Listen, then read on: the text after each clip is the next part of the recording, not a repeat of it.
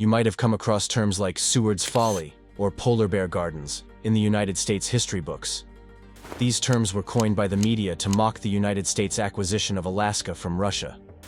This purchase of $7.2 million was believed to be opposed by the American people, as they perceived the land as an expansive region of worthlessness. For instance, Alaska was far too north, it wasn't worth a dime, and that money could have been better spent on rebuilding the nation post the Civil War.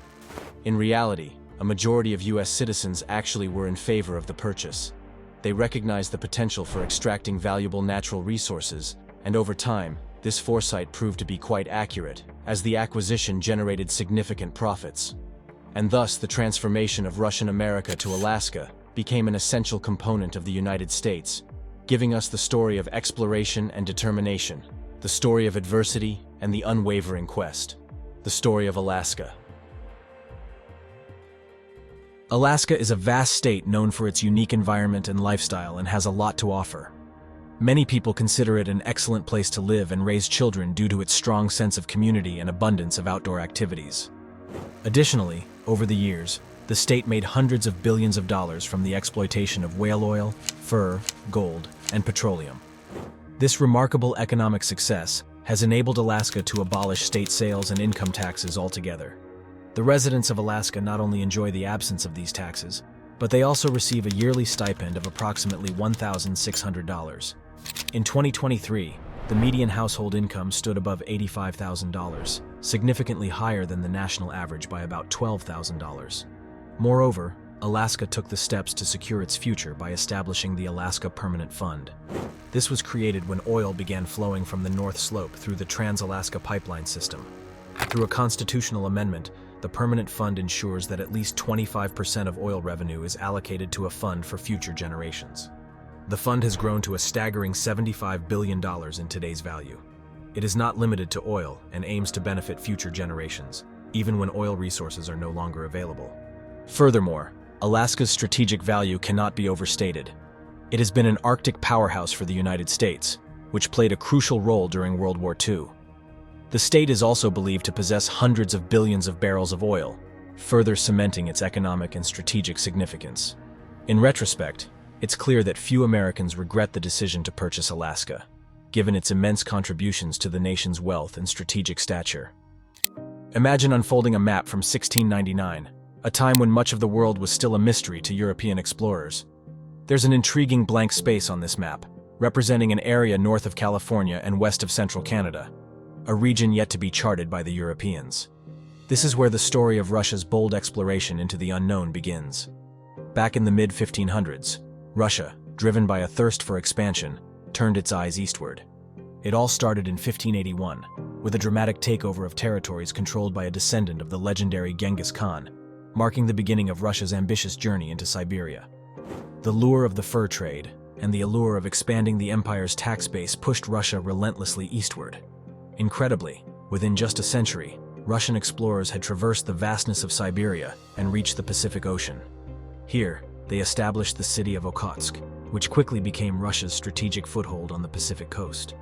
The Russian settlers in Okhotsk would embark on grueling overland treks to the Kamchatka Peninsula, braving harsh conditions to collect highly coveted fur pelts, which then made a long journey back to Western Russia and into the hands of European traders. While the Russian settlers were adept at constructing riverboats, their lack of expertise in building seafaring ships meant they could not utilize the much faster maritime route to reach Kamchatka, forcing a land journey across the entire peninsula. But this was all about to change in the early 1700s under the vision of Peter the Great, Russia's ambitious Tsar, who had recently set up the Russian Navy and shifted his focus to the Far East, selecting the city of Okhotsk as the primary staging point for Eastern explorations. In 1724, the Tsar appointed Vitus Bering, a Danish cartographer, as the captain to lead the first expedition from Okhotsk, known as the First Kamchatka Expedition, to explore the Asian Pacific coast. The expedition, led by Captain Bering, sailed around the Kamchatka Peninsula to map its boundaries. They journeyed through the strait into the Chukchi Sea, confirming that Asia and North America were in fact not connected by land. This strait would later be named after Captain Bering. On their return, they explored Kamchatka's southern shores, charting Avacha Bay, and eventually reached Okhotsk. In 1729, Their return marked the completion of the first ever Russian naval expedition. Tsar Peter, though thrilled with these findings, didn't stop there. He commissioned an even larger expedition, aiming to find a northeast passage to the lucrative European markets. This massive undertaking was one of history's greatest explorations, involving 3,000 people and consuming a significant chunk of Russia's budget during the time. And in 1733, the exploration team led by Captain Commander Bering began charting the Aleutian Islands and Alaska, further revealing the previously unmapped areas. They made detailed cartographic assessments of the Aleutian archipelago in the southwestern coast of mainland Alaska. A storm separated the ships, but Bering sighted the southern coast of Alaska and made a landing at Kayak Island. However, in 1741, while returning back, misfortune befell him. A fierce storm led to a shipwreck on Bering Island, where the crew endured a harsh winter. Many, including Captain Bering, succumbed to scurvy. The survivors, against all odds, built a small boat from the ship's remnants, loaded it with 800 valuable sea otter pelts, and miraculously made their way back to Kamchatka, where their arrival caused a global sensation. The news of these voyages sparked a fur gold rush, with Russian settlers eagerly descending upon these new territories. In 1784, Grigory Shelikov, a Russian seafarer and trader, established the first Russian outpost on Kodiak Island.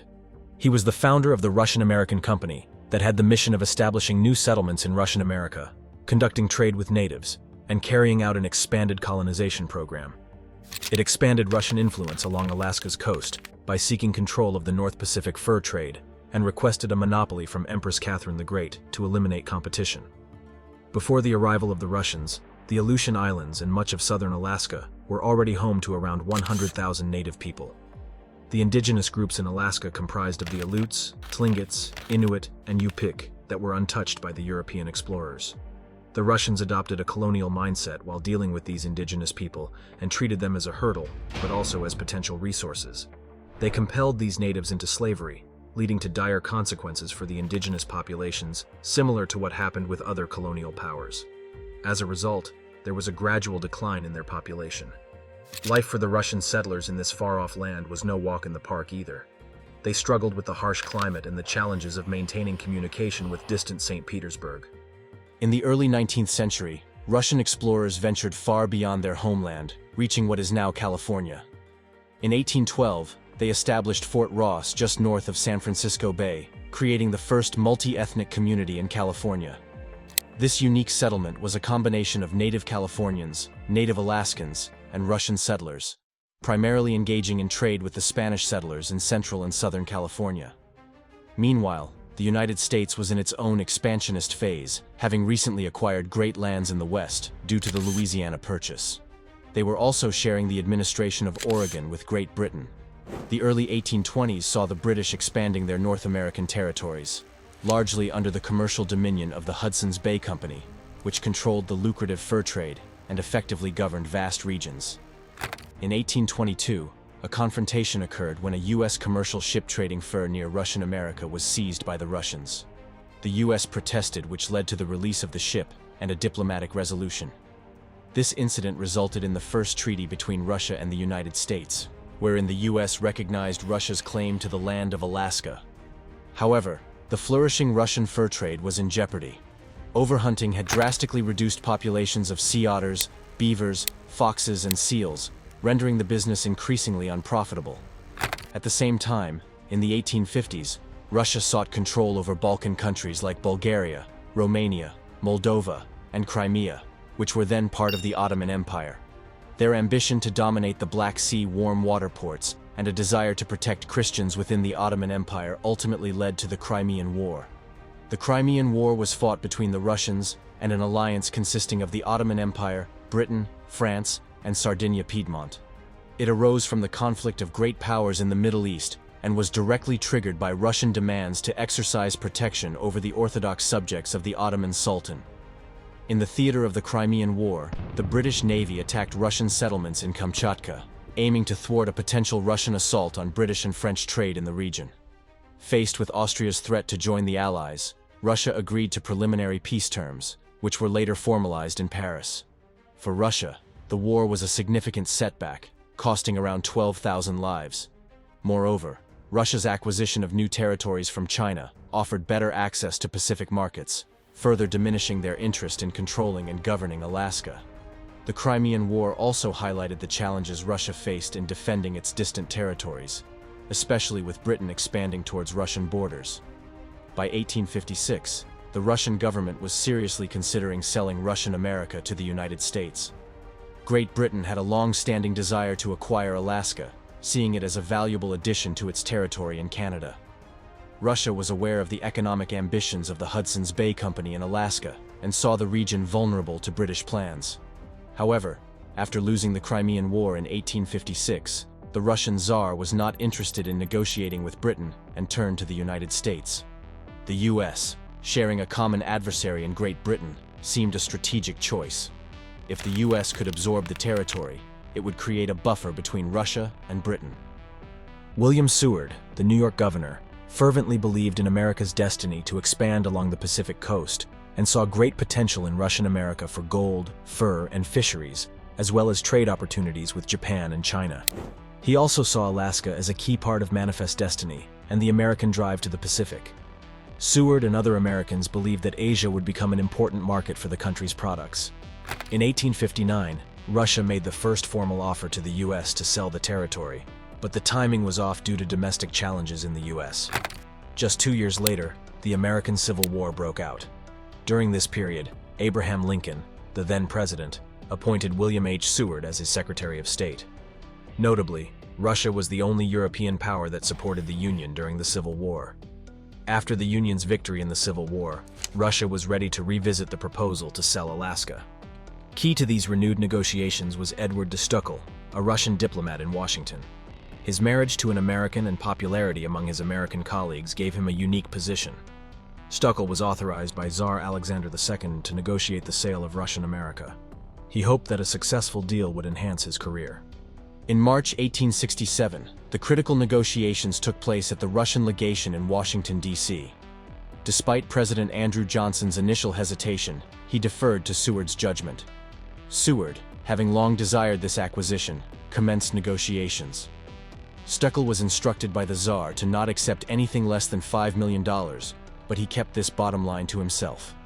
Seward, unaware of Stuckel's limit, cautiously noted that he might not be able to go beyond $5.5 million. Stuckel was jubilant, but he kept quiet. The following day, Seward presented a draft treaty in a cabinet meeting, asking for authority to pay $7 million.